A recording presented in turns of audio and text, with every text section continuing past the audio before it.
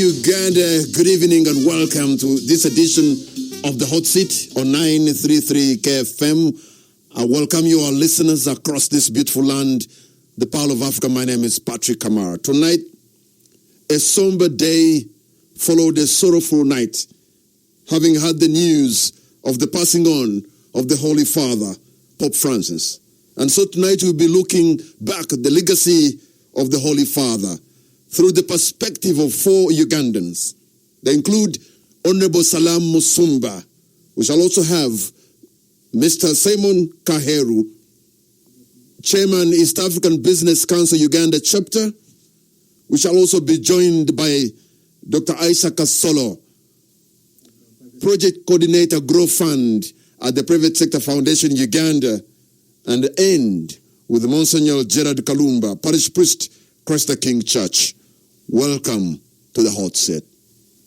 Honorable Salam Musumba, thank you so much for joining us. I know it has been a sorrowful day that followed a somber night following the death of Pope Francis.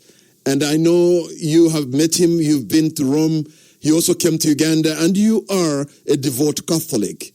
Your thoughts of Pope Francis? Every pontiff chooses his mission and his model. And Pope Francis chose St. Francis of Assisi. St. Francis of Assisi, who committed his life to poverty and working with the poor. Francis was from a noble household who gave up all his wealth to serve God. And so when Pope Francis chose St. Francis of Assisi as his model, he modeled his mission onto that.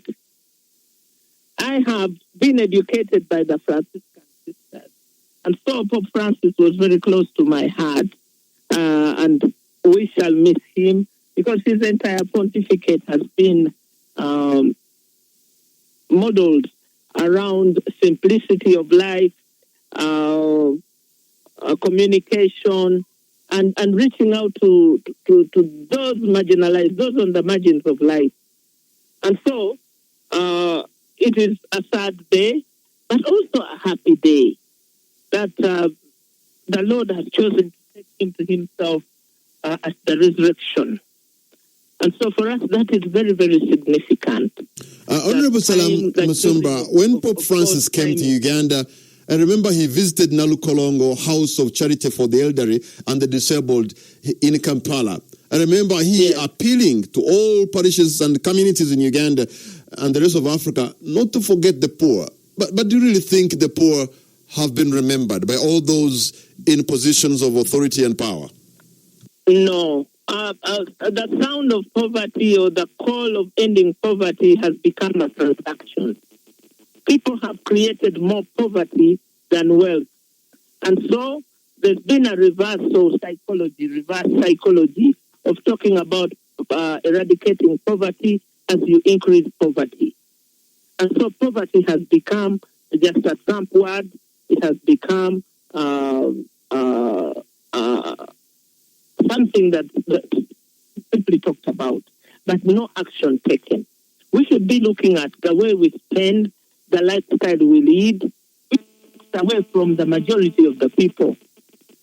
So, yes, you are right that poverty is what we have focused our pontificate about, but the world has created more poverty through more wars, through more tensions, through bombings, and so we have become poorer than richer, but the resources are there.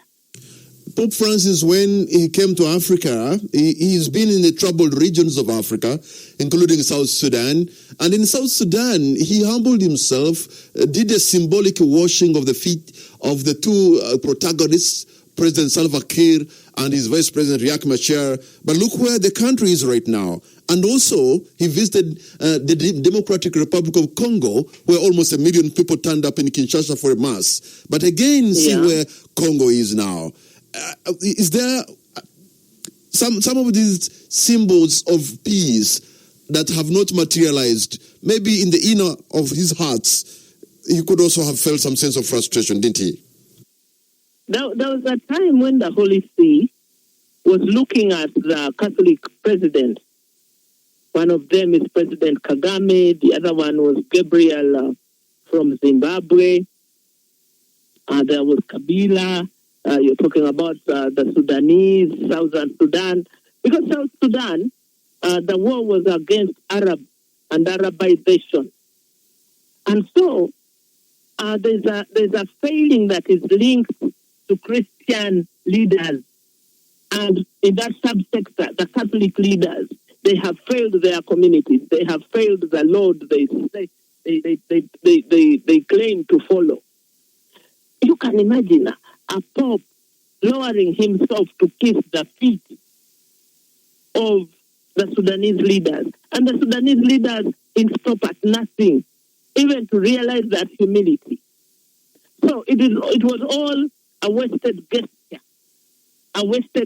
of humility and a call for reflection on what these two military men were throwing at their own people, disparaging their own people. And so it's a shame, not on the Pope, it's a shame on to the hard heart of Salva Kiir and Riek Machar.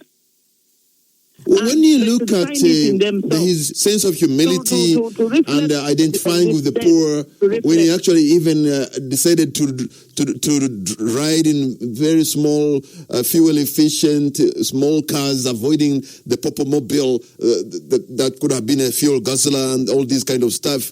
But we look at other church leaders today, maybe driving in fuel guzzlers, big cars, yet a leader of over a billion people, in most cases, is seen when he was in Uganda at one point, he was driving in a Kia, which is one of the most,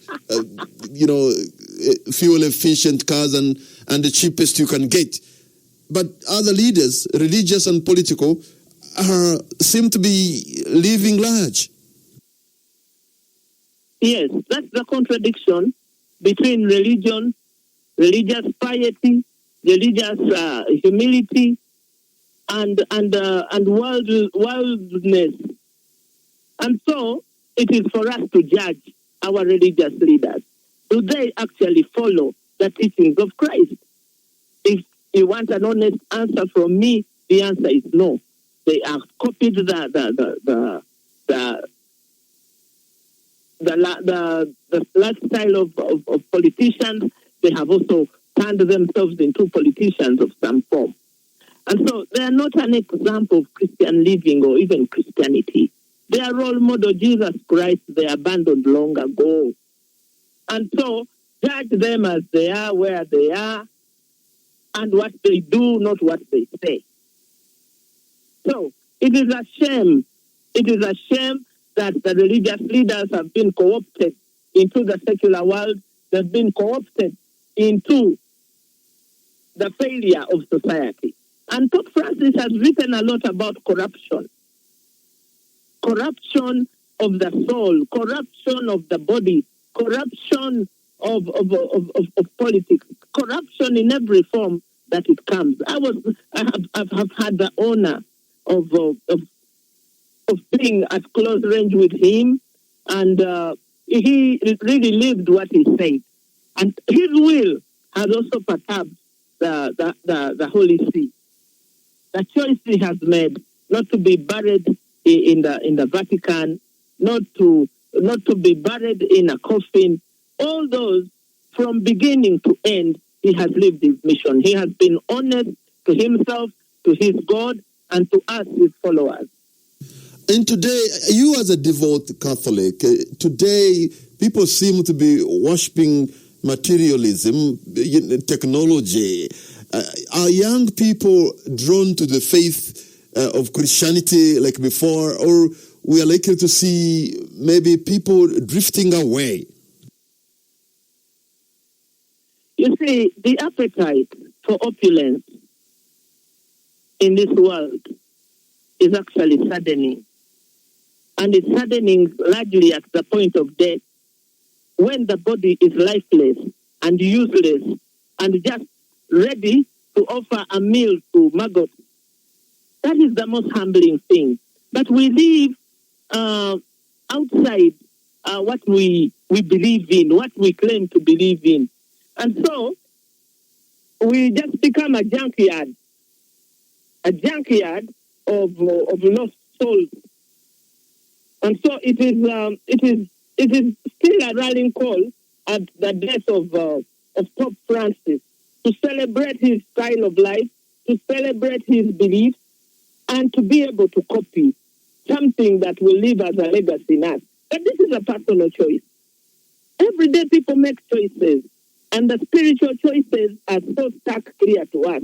I wish people would take a look, would go and look at for instance, if people went and looked at the retired generals of the Israeli army, because some of them retire young, and the life they lead, they choose to live a very simple life. I had the honor of visiting Galilee International Management Institute, and it is managed largely by the experts that were in the military. The humility that we should feed back into society, a society that has gone wild. The missing link is that the retired people should come back and feed back to the community. That actually amassing all this wealth is a waste of yourself. Another sticking issue in the papacy of Pope Francis was on the matters concerning, sexual orientation. Because when he was asked about homosexuality, there's that famous quote, "Whom am I to judge?" And then there was also a call to bless the unions of the same sex, not to marry them, but to bless them, and that caused a lot of controversy. It did. How will he be remembered along those areas? Listen, he was ahead of his time. He was ahead of his time, and he was calling for compassion of this marginalized or this section of people. He was not judging them, because his was not to judge. To judge was to take over the role of God, the creator in whose image we are made. And so he wasn't understood. But also maybe the time for discussing that wasn't right. And it caused a lot of disturbance within the church and within the theology. It did disturb me too. But anyway, later on I asked, who am I to judge? Because we have been marginalized as women, we have been marginalized as Basogas, we have been judged, and we should know what it means to be judged. And talking about women, there was a hope that when he came in, that he looked a bit more of a reformist, that maybe women will be ordained priests. But that never happened. And now that you're talking about the marginalization, do you think there's going to be a time when we're going to have women ordained priests? It's a concluded discussion in the Catholic Church about the role of women and the ordination of women.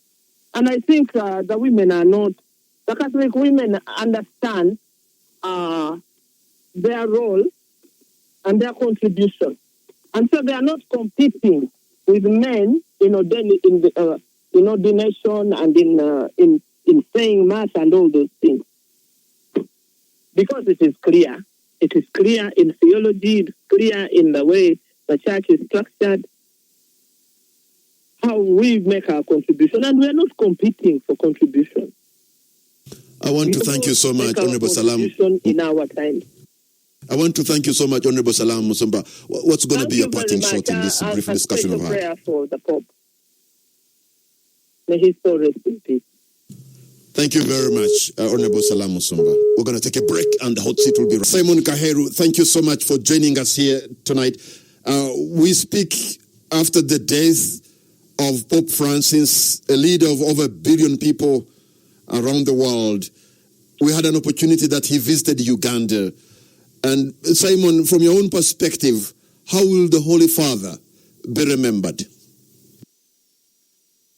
First of all, of course, we we are all pretty sad, even those who didn't know him personally, about his passing because of how humble he was when he came into this role and his championing the poor, and I believe that's going to be the one thing that we all remember him for: humility and how much effort he put into the struggles of the poor people of this world, who are the majority.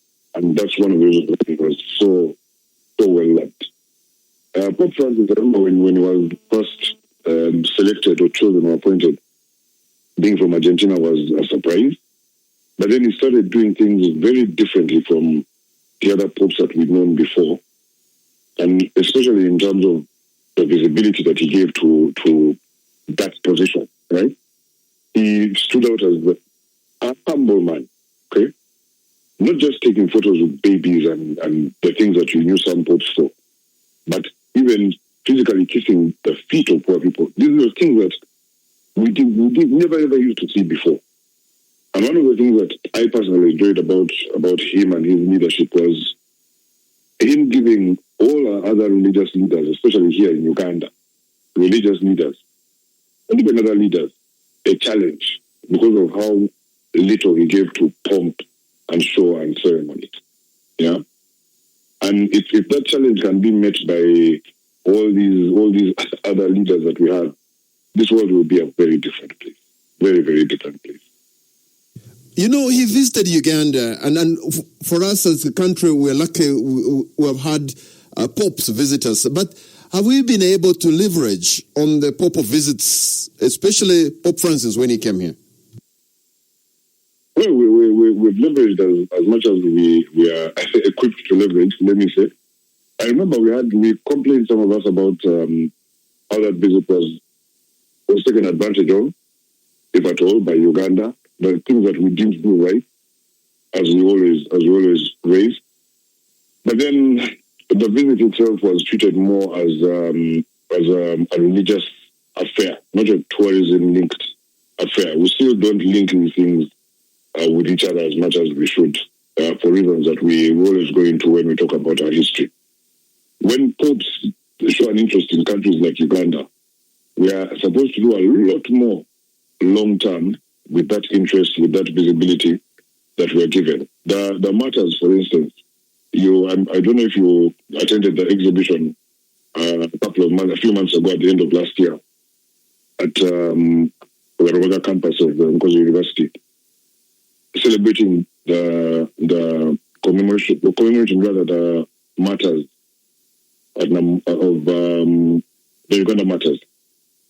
And when I read all the things that were written back then in the 60s, when I read the history, I was surprised that Uganda has been silent about this, about how we were the first African country to be visited by a pope, about how much attention the Catholic Church gave Uganda, saying words that Winston Churchill had said back in the early 1900s of focus on Uganda, talking about the beauty of this country.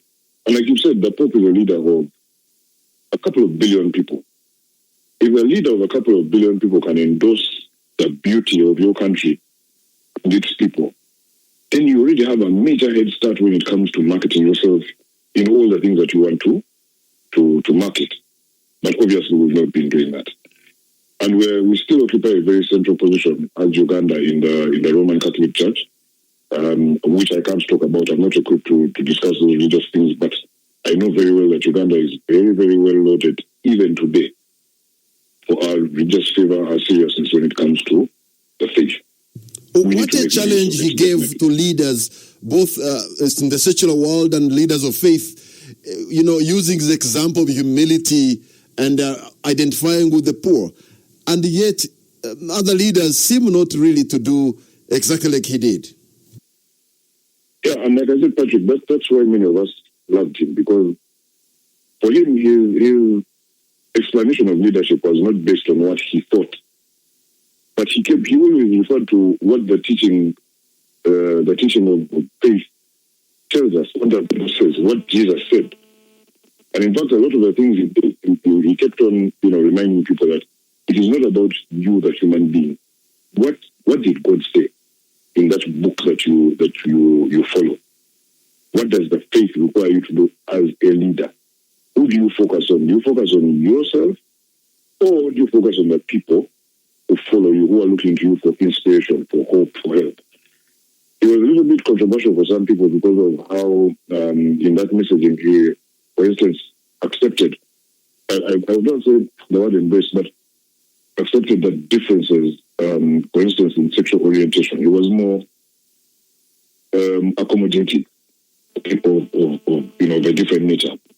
But that's exactly what's supposed to happen. He also was very honest, which many leaders fail to do. He's the one who stood up and said, guys, we need to do better. I'm paraphrasing, of course, but we need to do better when it comes to sexual molestation within the church. These accusations have been here for too long to continue being ignored. He dealt with them. His stance on women in the church, very, very different from what we'd had before. And in fact, one of the articles that I've read this week, yesterday, that I read yesterday after his person was announced, was about how he simply stopped short of changing dogma. Otherwise, these changes would have been much more widespread and even much more meaningful. When he was talking about sexual orientation and he used the phrase that has been quoted several times, "Who am I to judge?" There are those who would have loved him to be as distinct as possible, and they say he lacked clarity on that issue, that he should have been decisive. Yeah, but Patrick, that's when we talk about his leadership being based on principle. That's exactly what we mean. He was telling you very clearly, I am not God, and I am not a God. I cannot stand up and say, this is right, that is wrong. What is written in the book is clear about what is right and what is wrong. So he was not going to be prescriptive in that manner, and I will not be his spokesperson on this, but it's basically what he said. People follow what the book says, not the law of man, but God's law. And if we agree that the Bible is where that law is written, then read the Bible, pray. When you look at from the Bible, when you look at the countries he visited in Africa, one of them is South Sudan and the other is the Democratic Republic of Congo. He also did such a huge act of humility of washing the feet of the two protagonists, Salva Kiir and Riek Machar. But unfortunately, the country is now even engulfed in more chaos now, facing an existential threat. Even in the Congo, when he had mass in Kinshasa, over 1 million people turned up. Again, the Congo is facing a lot of political upheavals. I'm sure he was in touch with the religious leaders in both countries, in South Sudan and the Congo. You think there could have been a sense of frustration and despair as he looked on those two countries? I believe his frustration would have been much the same as mine. But his washing of feet is definitely not miraculous. So at no point in my life, for instance, did I think that because the Pope has visited the DRC, we are going to have peace over there or Sudan. No. He is a leader of a faith-based organization, or he was. And they do not prescribe how you should behave, how you should act, but they do tell you what you're supposed to do. We as human beings have failings, as our brothers in those countries and sisters show you every single day. And those failings will continue to exist. But what people like Pope Francis and even yourself, Patrick, should be doing is inspiring, giving the right message, and pushing people to do better, to be better, for the good of their communities, their societies, and knowing that where they fail, there's always recourse. And lastly, Simon, isn't Christianity or even other religions in the 21st century facing so many problems, like people not regarding matters of faith like they used to, because we seem to see people paying attention to, material, technology, and even science than religion? Yes, and I tell you that for me, personally, one of the challenges that find with many of the faiths that we see, cropping up today and going, is even within those religions, quotation marks, there's too much of a focus on wealth and material possession and material gain. The things that in the Bible Jesus spoke out against are what people focus on a lot more in the churches themselves. And I'll just focus on Christianity, not Islam or the other religions. And it's there that we have a challenge, and it's there that what the legacy that Pope Francis has left for us, for church leaders and people who go to church, people who believe in religion, who are religious, that we need to pick up. Humility. Go by the teachings that started that very religion and run by those teachings. The changes that we are making every single day are just going to keep creating new faiths that are based in none of the ideology that you or your ancestors believed in the first place. I know now the talk is about who is going to be the next pope, and when the cardinals or the electors meet in the conclave in the Sistine Chapel, what are the odds that an African cardinal could become the next pope? For me, Patrick, I find people's excitement around this thing uncalled for.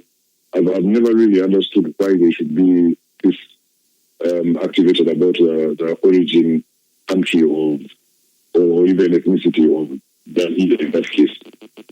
This Pope Francis was where? Argentina. It was such a wonderful man as a human being. And that's where we really need to focus all our attention. How good will the next person be? And we know it will definitely be a man that cannot change for now, but how good will they be as individuals and for the faith, for the believers? Simon Kaheru, Chairman, East Africa Business Council, Uganda chapter. Thank you so much, sir. Thank you very much. We're going to take a break and the hot seat will be right there. 8 p.m. Dr. Aisha Kasolo, National Coordinator of GROW, the Women Empowerment Fund. Thank you so much for joining us this evening.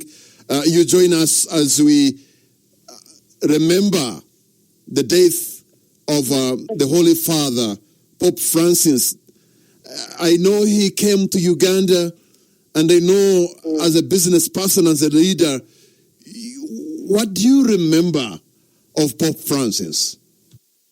First of all, the world has lost a great leader, a man who had humility. I think when you look at his past, the way he lived his life, he was a man of humility. He did not like extravagances. He preferred to serve others regardless. He was somebody who was embracing, and I think I've just seen his videos, even in the last days of his passing. They had to do a call with his cardinal in Gaza. Also, he managed to talk with a number of Muslim communities as well in Gaza, who are in hospitals and children. And I think you see somebody who had a heart for a good cause. People like that are not easy to find. You find that a number of people really care about themselves. They only care about their family. They only care about what they think they believe in. But that was tolerant, and I think that kind of attribute is an attribute that Uganda needs to have to move ahead. It is an attribute that as we go into elections, we need to have politicians that are able to take the humility, the ability to serve, the ability to ensure that the limited resources available can be utilized by everybody for equality and for humanity. So I think that Pope Francis, will be remembered for that. His coming to Uganda, to me, it was a very good thing that he chose Uganda as one among a few countries in the world that he visited. And we will forever be grateful. It was a very good opportunity for Uganda. It showcased Uganda on the world map. It gave Uganda visibility, which was millions of worth of dollars. And I think because of his coming, can now see that the areas in Namugongo were all properly rehabilitated. Even the Protestant Museum is now an area that needs to be promoted by UNESCO at the international stage. And I think his coming gave a boost. You remember, even Muslims have matters. It really gave them hope to say, even Muslims will have matters because of the limelight that Uganda had and key for the tourism sector. His coming gave Uganda a platform where now, instead of people getting to know Uganda about because of Idi Amin, we now have something to talk about. You go to countries and know the Basilica in Namugongo, and that is a very good piece of jewel, precious jewel for Uganda, because it's an area that can attract millions of people from across the world. On an annual basis, you get millions of pilgrims from so many countries of the world. And I think this is an opportunity that the Ministry of Tourism should harness. It is an opportunity that the government of Uganda should further harness to ensure that this event is not only marked as a national holiday in Uganda, but even in East Africa. We should push to ensure it is marked as an international event in East Africa, in Africa, and in the world as well. To ensure that we are able to use that opportunity to ensure that we do many activities around the pilgrimage. We know that many people make money, especially in the hotel industry, to ensure that they harness more resources. But I think as a country, we can do a little bit more. We can do activities around that can even take us for a whole year. Dr. Aisha, yeah. there are people, Dr. Aisha, there are people who say we didn't position ourselves well enough to be able to leverage from the visit of the Pope when he came to Uganda. I think that, as always, we try. Uganda tries to give it best when such events come. But I think for me, the sustainability of this event, I think I want to blame it to the technocrats, because they are the planners of this country. We also had the Queen. The Queen coming to Uganda during the Commonwealth was a very big opportunity. What happened after Chogom? I know that hotels had been set up, but what happened after? And this is the mistake of the planners of this country. Because if the Pope has come to Uganda and various infrastructure were done because of the Pope, we got that particular limelight. How are we able to sustain these achievements, these benefits that we are able to get? A number of times when an event ends, it ends with it. We're not going to get AFCON. These are some of the things we should be able to say. Have a plan. I think normally the president or the minister in charge will set up a committee for the Pope's visit. I think there should also be committees of after to monitor the impact after. I think that is where we go wrong, whereby as soon as an event ends, we forget about it. This is not the first one. We've had very big events, very big conferences, and sometimes when people come, the moment they come, even the infrastructures are built. We had, for example, and I think for Uganda is also an area where there's so much around it. Now the marathon, the Uganda coronation and all that. How are we using them? I can tell you, the challenge we have is that we are not setting up committees for the use after, sustainability after. And I think this is something that the KFM platform can be used to talk about this, because I know a number of politicians, a number of key leaders are able to listen to KFM. It is something we need to say, because I don't want AFCON to end and we don't have a sustainability committee. There's something with the Pope. He came, the ones we are done around Namugongo, and it's very good. The Basilica was done, it's fantastic. We have the pilgrimage. What more can be done to sustain all these interventions? What can we do around that? Maybe during the celebration of the matters, what more can we be able to do? Where did the Pope say?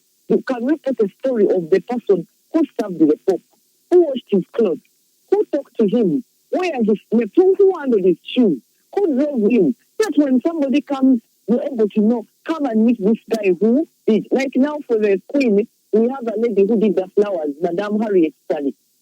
She did the flower of the Queen. But me, I know I've kept on talking about it. And people need to learn, we need to learn making memories, lasting memories that can turn into income for the country.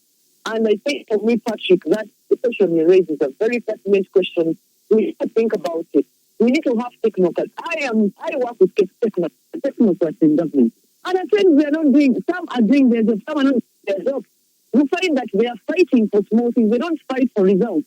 They fight for power. I'm the one in charge of this. I should be the one speaking for it. It's not about results. It's not about what is the best for this country that can put this country forward. It's about I'm the boss. I am the one who should speak. I'm the one who should be seen. And that is okay. That is what is affecting this country, because people do not care about results. All they want is to be seen No, just imagine the guys who are around when the Pope come. But where are they to put sustainability? And for me, that is the issue. The same with so many projects that we have, whereby we are not following up on actual operationalization and sustainability because of the bureaucracy in the system. It was amazing to see Pope Francis at the Protestant church in Mugongo, together with Archbishop then, I think in Tagali, moving around to see the leader of over 1 billion Catholics, the global leader, the pictures coming out from the Protestant church in Mugongo. You could see the level of Pope Francis trying to reach out. But to the rest of us, are we emulating that kind of character, that kind of value? I think for me, this is something we need to learn. We need to learn to be tolerant. We have a problem of not being tolerant. We need to be tolerant, whereby it is possible. Yes, I could be a Christian, I could be a Protestant, you're a Catholic, it's okay.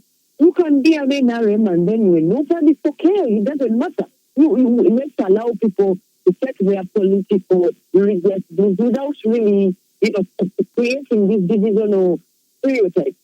And I think for me, it really hurts me where you see somebody, just as I say, me, I'm from FCC and somebody as him. Me, I'm from NUP and somebody as him. Or NRM and people still at you. Why would you?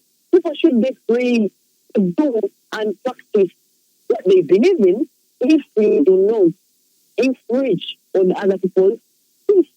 You get it? And I think the Pope has taught us that a number of times we're not doing it for the rest. That is what we need to do. We need to work together, cooperate together, and stop with backstabbing. There's a lot of backstabbing in government. There's a lot of backstabbing in politics. And I think that is what we need to move, put aside and then focus on how do we support humanity, development of Ugandans in this country. That should be the focus. And that is where we should be able to look. How do we empower young people? How do we empower women?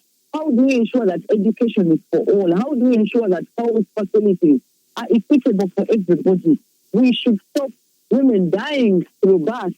We should stop the pregnancy of young girls at an early stage, where we all domestic violence, where we all, anything that we think that is humanity. We should be able to speak with one voice and ensure that we fight together to eliminate such. All right.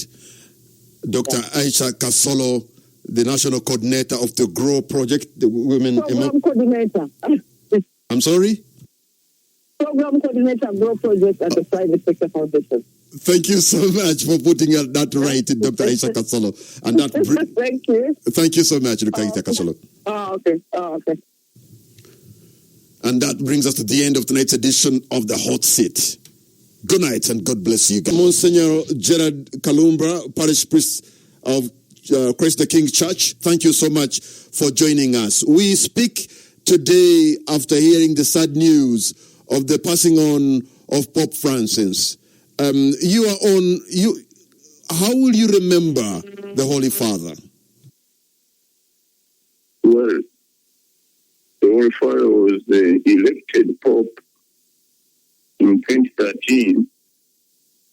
And when 2 years later he came to Uganda, I had the opportunity to be the one to hold the cross as he entered the Cathedral of Rubaga. I was holding the cross which he kissed as he entered the Cathedral of Rubaga. So that was my closest contact with Pope Francis. Otherwise, for the rest, like all of us, I read what he writes. I listen to him when he talks, and so on and so forth. But he was a different personality from the others. He had the personality which he wanted to bring out as the Pope, the humility, the conciliation, love, peaceful person. You didn't want to judge, but doesn't mean he was not firm in what the church teaches. He was firm, but wanted to be the conciliatory. He wanted to see that all people are brought back, the folk, to the fold, brought back to Christ. He wanted to behave the way Christ did. He carried out the mission of Christ in a manner that Christ did himself, by not eliminating anybody unless one eliminates himself or herself. So a very humble person, and even in his burial, he wants that element to pass through, that his leadership was not about a show. It was not about being a very powerful person and so on, appearing unusually prominent, and that was not his personality. He wanted to lead with humility. That's what I tend to have recognized about Pope Francis now, the late Pope Francis. He had a remarkable sense of humility. Monsignor Gerard, do you think other leaders that are close to him in the church and otherwise have been able to pick that sense of humility in them?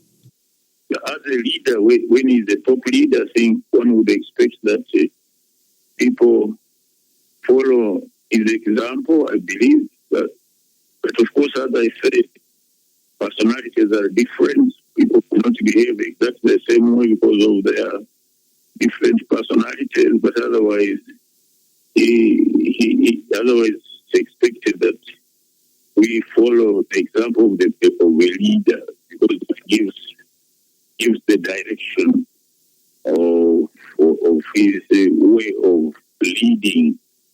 So I think normally it would have been expected that people endeavor to emulate his leading. Well, he visited Munyonyo. I think that was his first stopover when he entered Kampala. He visited the shrine of Munyonyo, where the first martyrs were killed, I think, Andrea and others. And that's the first site he visited. And the Munyonyo since then has been famous. People go for pilgrimages there. And it's a very popular place of prayer. He also visited, of course, Namgongo, which has been a popular place of prayer for many years. And he visited the museum at the Protestant site as well. And I think he's well remembered for his visit in this country, where most of us were able to come closer to him. That's what I remember. I don't know if there was something else which you can remember yourself. The Holy Father had also an element of reaching out to other denominations, for example, the Protestant Church and others. Do you think... Muslims, he visited Iraq. Even the Muslims, he tried to reach out to all faiths, including the Muslims, other Christian denominations. Yeah, he tried his best to be interreligious in his approach and not to eliminate anybody because of the differences. He tried to bring people together. There are those who have criticized him, especially when it comes to sex orientation, and he said, "Who am I to judge?" And they said perhaps he lacked being decisive. What do you say? I think that was has to be understood in the context of his attitude and the theology he wanted to bring out at that moment. Not because he was supportive of what was of that kind of behavior, but he was only sympathetic to people who have that kind of thing that is called orientation. He was sympathetic, not saying that he cannot make that what takes place in their lives as such, but not that he wanted to say that is the most appealing way of living life, but that's how he said, I believe, that who is he to judge? He cannot know whatever, he may not have known whatever was taking place internally among these people. So they needed sympathy and a way of assistance to live what we could think of as old normal life. That's how I look at it. I don't think it was a matter of that he supported. It was not support, but he was just being sympathetic to understand what was going on with these people. I want to thank you so much, Monsignor Gerald Kalumba.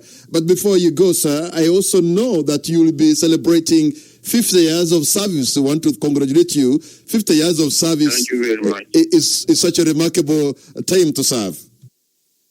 Thank you very much. I expect you to be there on the 17th. Monsignor Gerald Kalumba, thank you so much for speaking to us here on KFM Hotseat. You are welcome. And that brings us to the end of tonight's edition of the Hotseat. We continue remembering the legacy of Pope Francis, the man who has touched the lives of so many people, the man who showed a rare virtue of humility, remarkable sense of humility, the man who identified with the poor, the man who visited Africa, and to be precise, came to Uganda, went to South Sudan, and went to the Democratic Republic of Congo. The Walder Whites, when the conclave sits to elect the new Pope, as we continue to mourn Pope Francis. May his soul rest in peace.